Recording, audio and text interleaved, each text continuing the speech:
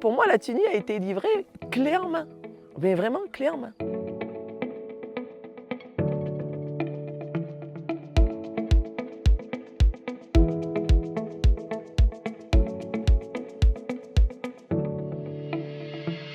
Je m'appelle Sandrine Maïs, fille d'exploitant, arrière-petite-fille d'exploitant, qui a pris la suite. On est sur une exploitation familiale, pas très grosse en surface, d'où plusieurs ateliers auxquels on vient de rajouter la Tini. On a de la vigne, des amandiers, des moutons, on fait de la viande et des céréales. Et tout ce que nous produisons sert à alimenter nos animaux. Moi, du coup, là, je suis le fils de Sandrine, donc mes arrière-grands-parents, mes grands-parents étaient exploitants, ma maman, et du coup, moi, dans l'idée, c'est de pouvoir reprendre l'exploitation un jour. Je suis présent sur l'exploitation pour des coups de main lors de périodes de coups de bourre.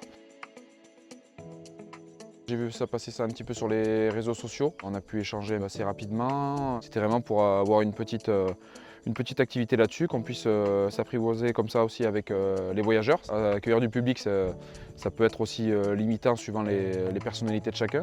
Donc voir si ça nous plaisait, si on plaisait aussi aux voyageurs. Et donc je pense que aujourd'hui ça fonctionne plutôt pas mal. Ce qui nous a plu dans la Tini, c'est qu'ils n'étaient pas loin de la ferme, mais ils n'étaient pas dans la ferme. Donc nous, on peut continuer à travailler. Si on doit se lever tôt, faire du bruit avec un tracteur et tout ça, on ne les gêne pas. Et ça, c'est très important pour notre activité principale. S'ils ont des questions, ils peuvent venir nous voir et c'est avec plaisir qu'on leur explique notre métier. Alors que s'ils veulent être indépendants et puis profiter d'être isolés, ils le sont. On se rend compte qu'il y a des autres qui sont vachement intéressés par le monde agricole et puis d'autres beaucoup moins. Donc ça permet d'avoir différents types de voyageurs. Beaucoup d'échanges avec Benjamin et Julien pour nous expliquer leur idée. Après, nous, on a essayé de la transposer sur l'exploit. Réfléchir sur le travail que ça a demandé, parce que c'est la plus grosse question au départ, hein, c'est toujours pareil. On n'a rien sans rien dans la vie, mais voilà, il faut toujours poser le pour et le contre, c'est le principe un petit peu de l'agriculture. Et puis après, dans l'idée, c'était de pouvoir voir techniquement comment ça se passait, les attentes d'Omnest, mais aussi les nôtres, qu'elles puissent s'imbriquer, qu'elles puissent être compatibles là-dessus. Je pense que c'est important au départ d'avoir un endroit qui est assez stabilisé, assez plat. Le temps de mise en place est déjà vachement réduit, puis même dans l'entretien, après, ce sera beaucoup plus simple. Et le fait est de la réflexion de pouvoir avoir du coup rapproché un raccordement autant élec que eau à environ à 50 mètres de la Tani nous a permis d'avoir une astreinte moins importante pour le suivi et l'entretien de la Tani. Ça, c'est peut-être quelque chose qu'on recommande. Ça serait vraiment beaucoup plus chronophage de devoir se déplacer avec un tracteur pour amener de l'eau. S'il y avait un souci sur de la batterie pour pouvoir la recharger, voilà. C'est vraiment quelque chose qui est important et qui est à réfléchir sur l'emplacement de cette Tani.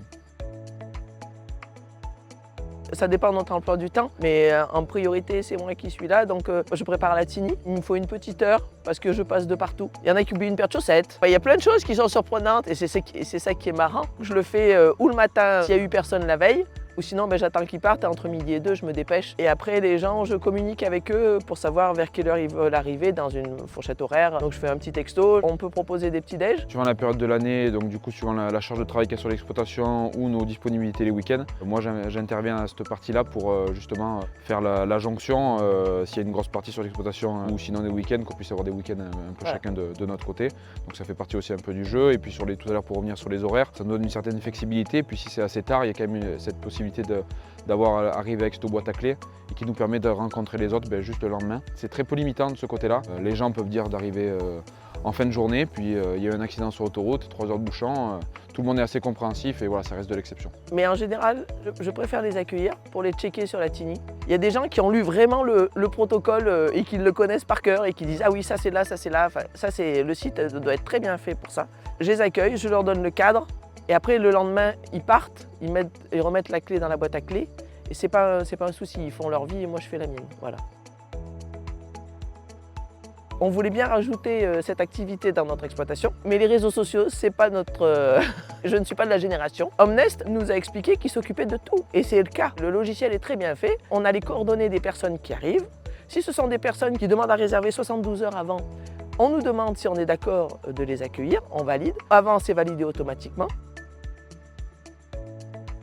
Souvent des couples, je dirais en majorité, des parents seuls avec des enfants, un ou deux. Des Et- collègues. Ouais, des collègues, oui. Ça peut être des profils complètement différents, on en discutait tout à l'heure. Ça peut être des profils qui vont dire on profite de la tiny On bouge pas. 100%, on bouge pas de la tiny, on reste dedans, on profite juste de la vue et de cet effet un peu cocoon. Et après, on en a d'autres qui prennent ça plutôt comme type hébergement un peu insolite et qui profitent après de l'extérieur et qui vont se balader, qui font de la rando, de la balade. Quand c'est quelqu'un de seul, parce qu'on a aussi des gens seuls qui viennent, j'ai eu une ou deux dames qui étaient contentes de me dire eh ben, je suis contente d'être là parce que je sais que vous n'êtes pas loin non plus si j'ai un souci, comme c'est un hébergement qui est quand même en pleine nature, mais elle sait qu'on est à proximité. Donc ça, c'est important, la distance entre l'exploitation et la tiny. Mais ce sont toujours des gens charmants. On a des grands voyageurs qui font que s'arrêter en passant, et puis on a des gens qui veulent vraiment découvrir la région.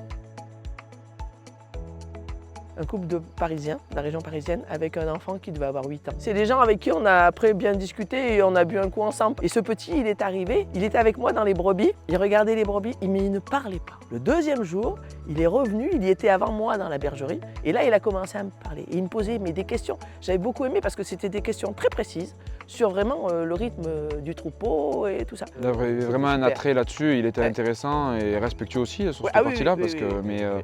mais vraiment intéressant et intéressé, donc c'était un bon échange. Peut-être une vocation, peut-être une vocation pour Ouais. cet enfant. Voilà. J'ai pu acheter de l'engrais cette année. Et l'engrais est cher. L'engrais est cher. Je pense qu'aujourd'hui, le plus, si Omnest vient vous installer une tiny chez vous, vous auriez un petit plus si vous faites de la vente directe, de par la proximité que vous avez avec votre hôte et du coup de la possibilité de vendre des produits. Aujourd'hui, nous, c'est pas le cas parce qu'on fait pas de vente directe, on est affilié à différentes coopératives. Mais par contre, on en profite pour vendre un peu des produits de nos voisins. Les autres sont assez demandeurs de ce type de produits. Donc nous, on s'est surtout mis sur la partie petit déjeuner. Ouais. Et on pourrait aussi leur proposer d'autres produits, donc ça viendrait, on va dire, ajouter une plus-value à la rentabilité du projet, quoi. On a signé quand même. Hein. On a signé, on est engagé, il n'y a pas de souci. Nous, c'est ce qui nous a plu dans le projet au départ. On ne se mariait pas avec Omnest. On avait 5 ans, c'est un engagement de 5 ans. Donc ça vaut pour les deux parties. On sait que c'est une expérience pour 5 ans et que dans 5 ans, on aura eu notre expérience et on verra si c'est quelque chose qui nous va et qu'on continue. Et eux aussi, ils auront réfléchi sur leur projet. Ça fidélise et puis ça permet de sécuriser autant pour Omnest que pour nous le fait qu'on s'engage sur une durée et du coup qu'on est sûr d'avoir une activité sur tant d'années. Et puis je pense qu'il y a une certaine proximité avec le suivi d'Omnest. C'est encourageant et c'est motivant pour la suite. Ils répondent présent, on n'est pas largués, on a une question, ils nous répondent. On entretient la tiny en bon père de famille, comme ils aiment dire, mais s'il y a un problème technique particulier, moi j'ai pas hésité et voilà, ça a fonctionné. Et oui, je recommencerai parce que pour moi la tiny a été livrée clé en main, mais vraiment clé en main. Toujours un petit plus de pouvoir être un peu bricolo si jamais il y a une petite bricole à faire sur site. Évidemment, chacun a son activité. L'avantage du monde agricole, c'est que chacun un petit peu se débrouille sur son exploitation. On a une certaine flexibilité, une certaine souplesse sur ces types de travaux à faire, mais qui restent vraiment très minimes, mais qui sont quand même importants de pouvoir le faire pour l'entretien et être réactif pour le maintien du bon état et de la tiny. Moi, il m'en vient, c'est surprenant. C'est pas quelque chose que je pensais faire un jour. Et moi, ce serait plutôt découverte parce que je trouve que c'est une découverte, nous, sur la partie, on va dire, accueil d'hôtes, accueil de public, mais aussi découverte de cette activité, découverte aussi avec Omnest parce que c'est une activité qu'ils ont lancée depuis maintenant quelques années, mais qui était aussi une découverte à l'époque où je pense un petit peu pour eux. Donc on a appris à se découvrir et je pense que c'est intéressant d'avoir pu avoir cet échange parce que chacun, on va dire, prenez de la hauteur au fur et à mesure de l'avancée du projet et du nombre d'hôtes qui arrivent. C'est sympa parce que c'est des gens complètement différents qu'on ne choisit pas. Ça nous égaye un petit peu nos journées.